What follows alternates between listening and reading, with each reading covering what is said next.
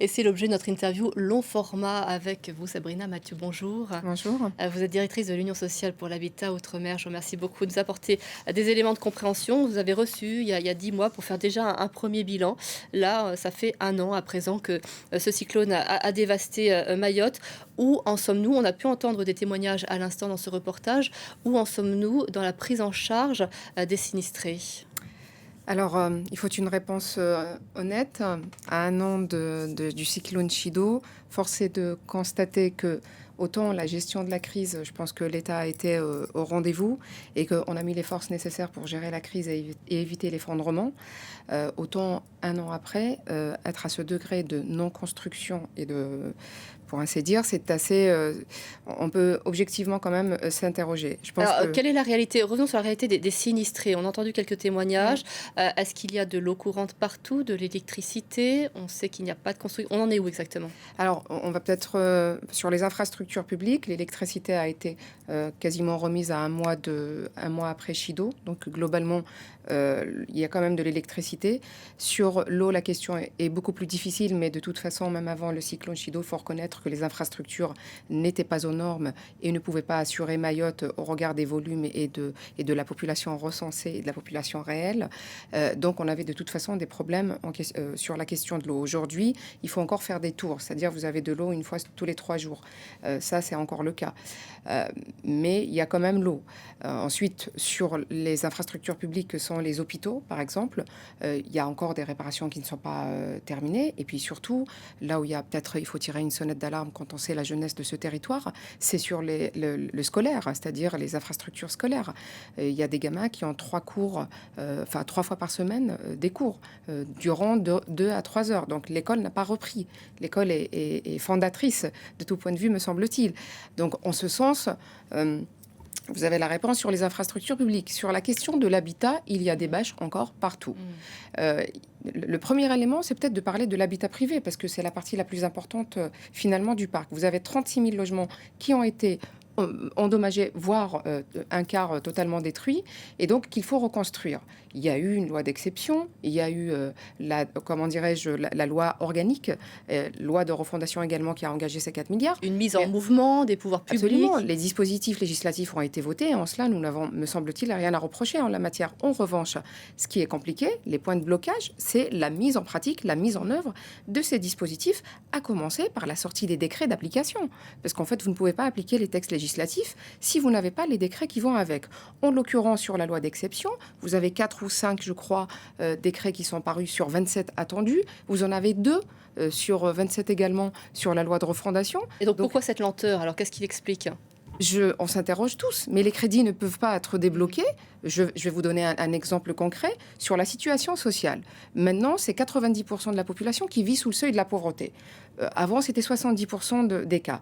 Alors, sur la question sociale d'accompagnement des Mahorais, normalement, il y avait un alignement qui était prévu, des droits sociaux, notamment pour les handicapés et les personnes âgées, par la loi de refondation.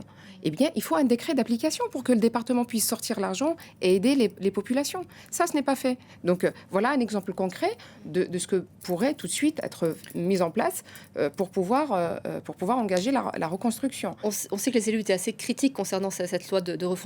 Ils ont ils ont fait partie de la consultation. Ils n'auraient pas été entendus, ils ne sont pas suffisamment impliqués dans l'accompagnement, la mise en place, la mise en œuvre. Les élus, aujourd'hui, j'ai envie de dire qu'ils crient au secours parce que, par exemple, sur les 20 collectivités locales, alors je prends, quand je parle de collectivités, c'est communes, mais aussi les intercos, certaines ont avancé l'argent pour répondre aux besoins scolaires, c'est-à-dire les écoles, les mises en sécurité, etc. Donc, elles avancent cet argent. Cet argent est censé être remboursé par l'État. Ça, ce n'est pas fait. Alors, maintenant, la ministre est en déplacement sur Mayotte et il semblerait qu'il y a 3-4 communes auxquelles elle rend visite qui sont notamment, qui ont reçu cet argent. Mais enfin, il y en a juste 20 autres, 17 en l'occurrence, à rembourser. Il faut se mettre en mouvement. Pareil pour l'aéroport. On avait parlé, c'est quand même un ouvrage très important de desserte et d'ailleurs de sécurité par ailleurs. On a annoncé 1,2 milliard pour la piste. Seuls 20 millions à ce jour, ont été engagés. Il y a un point d'avancement sur lequel il faut reconnaître, c'est l'usine de dessalement qui, a priori, qu'on essaye d'accélérer en termes de mise en place et de construction. Mais enfin, sur les infrastructures de dignité, parce que c'est même pas, et donc vital, et je parle du logement parce que c'est le premier élément de dignité, dans le parc privé, sur les 36 000 logements, il y a eu 20 000 sinistres qui ont été déclarés, selon France Assurance d'ailleurs, estimés à 500 millions d'euros de remboursement. Et aujourd'hui, France Assurance ne veut pas nous donner les chiffres d'indemnisation. C'est-à-dire qu'on a un sujet aussi de mettre en mouvement les assurances. Sur les aides directes qui étaient prévues par les fonds de solidarité, il était prévu que l'État aide à hauteur de 1 000 euros par logement endommagé, 1 800 euros par logement détruit. C'est anecdotique. Enfin, même si ça ne fait pas rire. Et d'ailleurs, Fondation du Logement a qualifié cela d'aumône institutionnelle. On voit le décalage entre la réalité et ce que l'on peut faire. Absolument. Donc, sur le logement social, sur Irma, nous avions des aides directes pour la reconstruction et la mise en sécurité des logements sociaux. Il n'en est rien s'agissant de Mayotte. Fort heureusement, on a des acteurs engagés. Vous avez CDC Habitat qui a mis 50 millions sur la table, dont 30 millions tout de suite, et qui, du coup, va sécuriser son parc. Mais c'est vrai qu'on a des antécédents. Vous citez Irma, il y a aussi Hugo en Guadeloupe. Bien sûr. On sait faire, on sait comment faire, et ça s'est fait. Oui. Pour Hugo, il a suffi de 5 mois pour pouvoir reconstruire.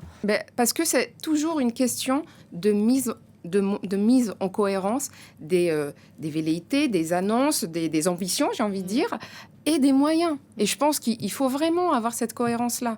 Je pense que c'est très important. Et au-delà d'ailleurs de la question des obligations républicaines qui sont les nôtres, et de la question donc sociale, pour ne pas s'arrêter à cela, parce qu'il ne s'agit pas que d'une question sociale, Mayotte est un des éléments structurants de la sécurité, de l'écoute et de la stratégie, j'ai envie de dire, géopolitique de la France. Enfin, je le rappelle quand même, parce qu'il me semble que dans un contexte international marqué par les tensions géopolitiques et de guerre annoncées, j'ai envie de dire. Et des risques terroristes. Et des risques terroristes, parce que c'est une station qui sert également à la lutte contre le terrorisme, dans cette zone très spéciale.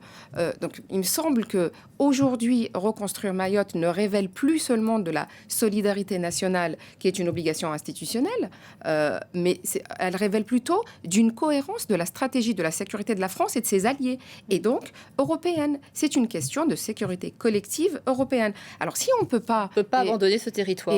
Voilà, et puis si on inconstitutionnel, et en plus, évidemment, c'est absolument pas moral. Absolument. Et alors après, objectivement, parce que il faut garder toute raison, on peut objectivement parler aussi d'une question de moyens et de faisabilité budgétaire dans un contexte contraint qui est le nôtre. On connaît l'état des finances de notre pays. Eh bien, à ce moment-là, il faut aussi en faire une question européenne. Je pense que ça peut coûter raisonnablement un café à chaque Européen que de penser que Mayotte, qui participe justement à la sécurité européenne, peut recevoir raisonnablement un café de chacun de nous pour justement se reconstruire. Parce qu'on ne peut pas monter sur une bête, sur un cheval et le dépecer. C'est-à-dire que si on veut assurer cette cohérence en matière de sécurité, c'est aussi de permettre des conditions dignes et des conditions de sécurité aux populations locales. Là, on les voit effectivement vivre sans rien, on a vu les Mahorais du coup se reconstruire à la va-vite, reconstruire leurs habitats à la va-vite, et on a recréé en somme les mêmes conditions d'insalubrité bien évidemment, mais surtout d'insécurité pour envisager un prochain drame dans les prochains mois si jamais un cyclone venait frapper à nouveau le territoire. Donc on se prépare à répéter la même histoire. Exactement. Tout à fait. C'est vraiment un sujet, les changements climatiques. Parce que ça nous parle aussi, vous le disiez, ça ne parle pas seulement de Mayotte, ça nous parle de tous les territoires ultramarins. Et là, il y a des leçons à tirer et qu'on n'arrive pas à tirer, semble-t-il. Oui, moi je pense que d'un point de vue, en tout cas, les responsables politiques devraient se pencher sur un véritable fonds d'urgence pour tous les territoires exposés aux risques naturels. Alors je parle des Outre-mer parce que c'est les premiers en ligne, mais c'est aussi le cas dans certains territoires à l'échelle, je veux dire, hexagonale. Et il faut ce fonds d'urgence qu'il soit doté suffisamment en amont. Je ne sais pas de quelle manière, mais je pense qu'il faut penser à ce système-là. Et je pense que la solidarité européenne, à bien d'égards, pourrait jouer sur ce que j'appelle moi les remparts territoire du pays de la France, mais aussi de l'Union européenne, parce que vous ne pouvez pas fragiliser votre édifice par ses remparts, parce que vous allez fragiliser votre stabilité interne. Et je pense que c'est important de repenser cette question d'exposition au risque naturel et donc de fragilisation de la République par ses frontières. C'est un territoire éloigné en distance, mais qui est très proche dans notre quotidien. Dans les enjeux, absolument. Et dans les enjeux quotidiens. Merci absolument. Infiniment, Merci Sabrina Mathieu. On vous aura entendu. Merci d'être venue en parler sur ce plateau.